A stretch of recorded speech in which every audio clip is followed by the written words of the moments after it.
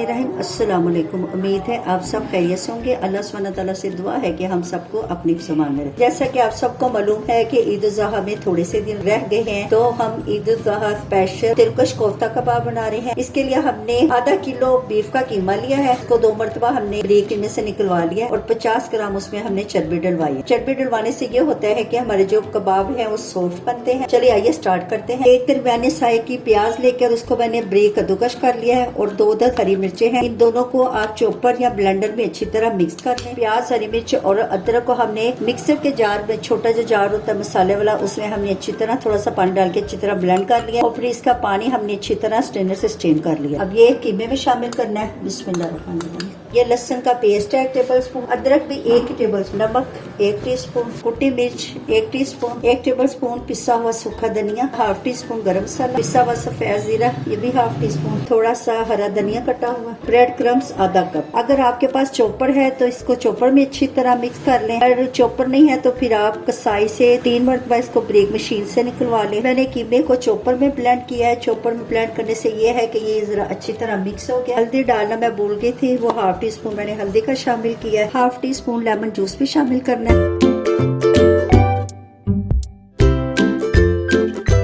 फिर ऐसे यूं हाथ से कट लगा दें।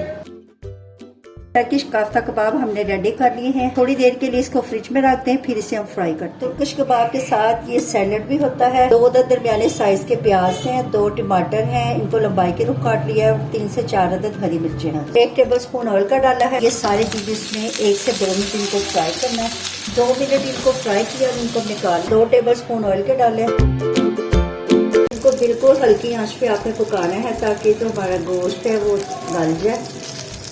अब ये देखिए इधर से लाल हो गई, साइड हम चेंज कर रहे हैं। तकरीबन 5 मिनट हो गए साइड से पकते हुए।